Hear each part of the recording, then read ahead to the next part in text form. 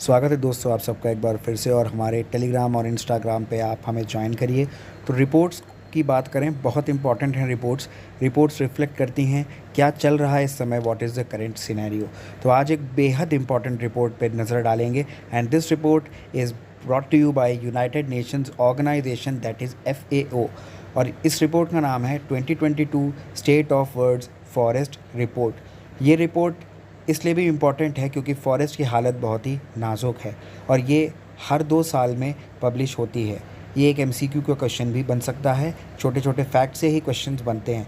दूसरी इम्पॉर्टेंट बात है कि ये ग्लोबल इम्पोर्टेंस को दर्शाती है, डिप्लीशन को दर्शाती है और ये बहुत ही ज़रूरी रिपोर्ट बन जाती है। इसके अलावा इस रिपोर्ट में ख़ास बातें हैं कि डिप्लीशन किस रेट से हो रहा है, कैसे हो रहा है, और उसमें एक बेहद इंपॉर्टेंट फैक्ट है कि the world has lost 420 million hectare यानी 10.34% फॉरेस्ट हमने पिछले 30 साल में गंवा दिए हैं and this is really alarming.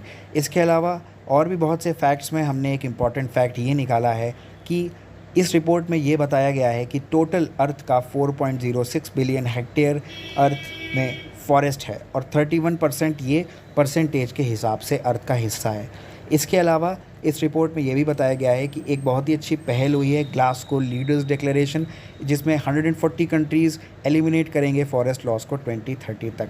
India के लिए एक चौंकाने वाली बात ये आई है कि India and China could be the epicentre of new zoonotic viral diseases. तो हमें संभल के रहना होगा और इस रिपोर्ट से हम बहुत से इंपॉर्टेंट क्वेश्चन देख सकते हैं आने वाले एग्ज़ाम्स में।